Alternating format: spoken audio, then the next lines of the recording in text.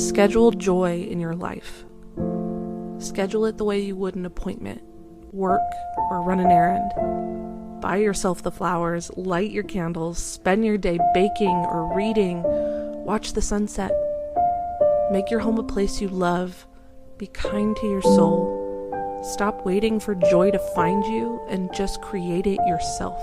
The worst thing that you could do to yourself is not become the person that you could be in this lifetime. If you give up on yourself, that's when you really fail. So the biggest thing I would be on myself about is not trying and just giving up. Because you can't fail if you're trying. It would be such a good thing if you could just make your list of things that you want and take each item one by one and stop and analyze for yourself what is the feeling of that. When I have that, when I live that, when I am that, when that is my experience, when that's who I am, when that's where I am, when that's who I'm with, when that's what I'm living, what does that feel like? To whoever needs to hear this, it's not selfish to love yourself, to take care of yourself, or to make your happiness a priority. It's necessary. I don't want to carry the weight of the world anymore, so whoever wants that job, you can have it. The applications are open. I desire to live a life full of purpose and passion, but I also desire to tap into my softness in a way that I haven't been able to do before. I think my goal for the next year is just to fall back in love with myself and life again. What's the best advice you've ever received? What if it can turn out better than you can imagine? What's the worst advice you ever received? Be realistic. When an eggshell cracks from the outside, it's broken. When it cracks from the inside, it's reborn. God in my life and has kept me humble. I didn't always stick with him, but he always stuck with me. So stick with him in everything you do. If you think you want to do what you think I've done, then do what I've done. And stick with God. Number 2, fail big. That's right. Fail big. Today's the beginning of the rest of your life, and it can be very frightening. It's a new world out there. It's a mean world out there, and you only live once. So do what you feel passionate about. Take chances professionally. Don't be afraid to fail. There's an old IQ test was 9 dots, and you had to draw 5 lines with a pencil within these 9 dots without lifting the pencil. The only way to do it was to go outside the box. Life goals, yearly goals, monthly goals, daily goals. I try to give myself a goal every day.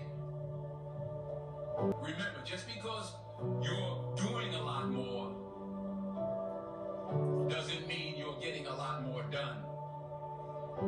Remember that. Just because you're doing a lot more doesn't mean you're getting a lot more done.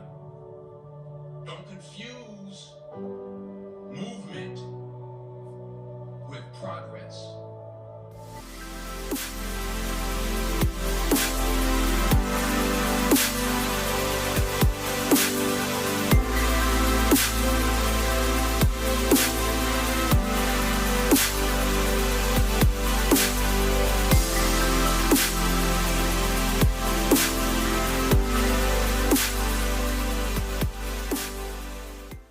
Get away from these people that's in your life that ain't doing nothing.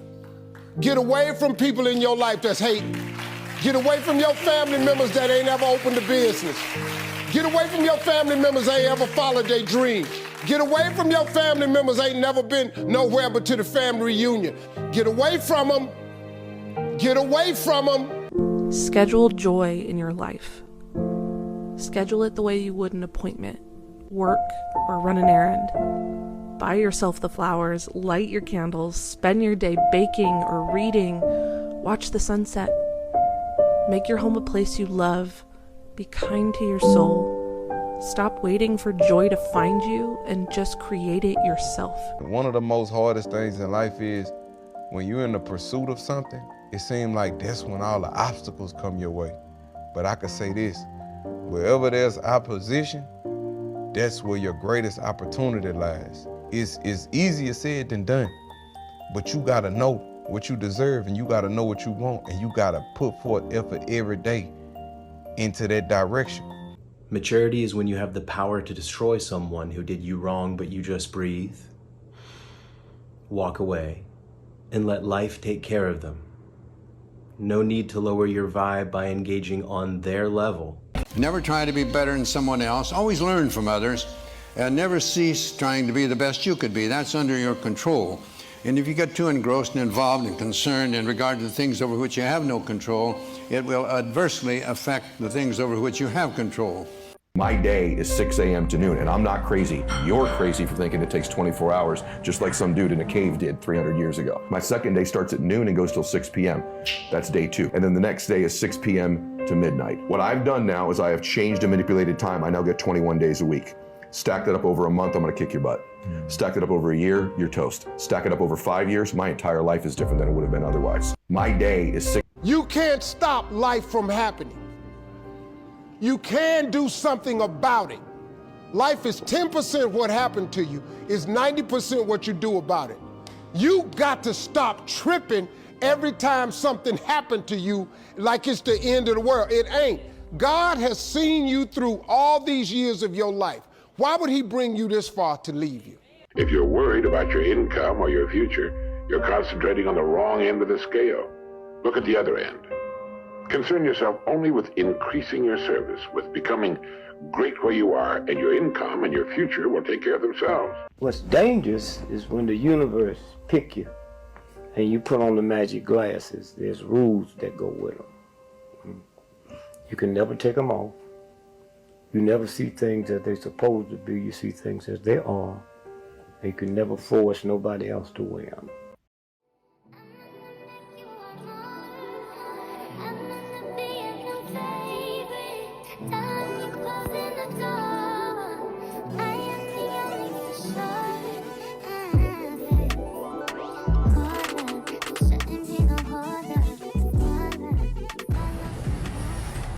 I kept saying this to myself on repeat. There is no way, Mel, if you've worked this hard, that you will not be rewarded. You have to believe that this moment is preparing you for something amazing that hasn't happened yet. Keep going.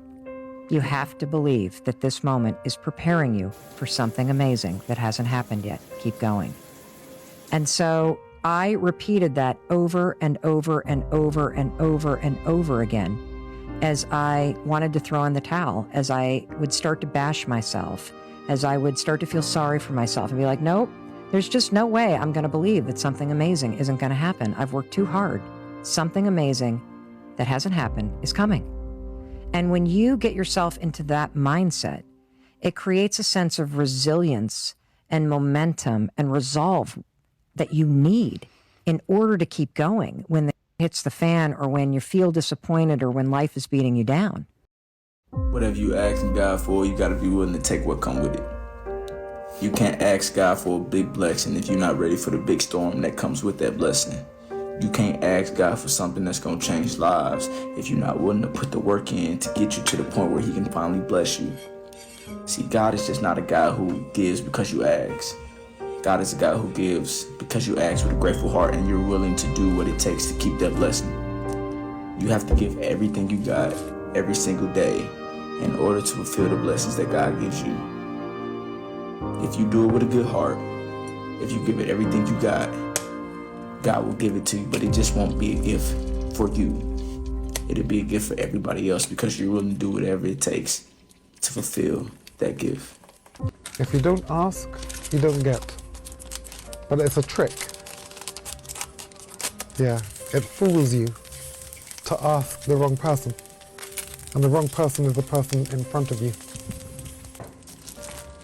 Ask who is inside of you. The way to deal with suffering is not to avoid it or to circumvent it with a shallow hedonism, but to face it intensely, head on, and voluntarily in its full manifestation. Whenever you wake up in the morning, today is going to be a great day.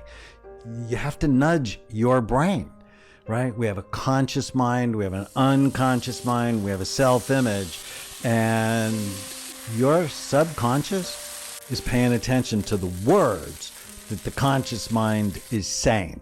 And so if you're like, oh, I don't want to get out of bed, today is going to be a bad day, you're going to have a bad day because you just programmed your subconscious mind to do that. Every day when my feet hit the floor, today is going to be a great day. God is great. Is it that simple? God is great. Don't get no simpler than that, bro. Did you know that? I mean, everybody knows that, but the way you know it now, did you know it before that incident took place? You can know it all you want, but until you got to pick up that cross that you can't carry, and he picks it up for you and carries you and the cross. Disappear from the things that don't belong in your life. Cut them out. This can be people, games, apps, or even bad habits. Just become aware of the things that are holding you back. And there are multiple ways to do this, but with the process that we've discussed and what's worked best for me is to just rip the band-aid off. Get rid of them all.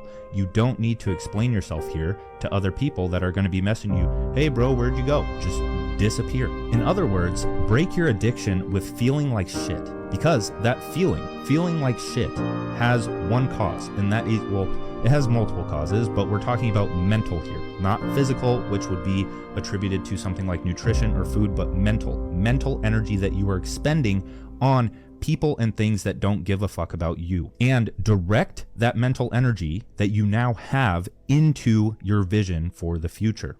You are the director, the creator, and the writer of your story. You literally could do whatever you want. And it's just for you to sit down and navigate where you want to go. And you will get there. So that's how I feel about life.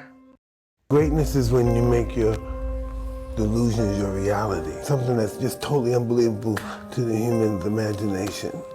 And you make it your slave. Don't ever sink for anybody. You stand straight, you put your head and face forward, and you know exactly what you bring to the table. Mr. Shelf gave me one of the greatest phrases when I first met him when he said, Jim, every day stand guard at the door of your mind. Peace out. I can hold the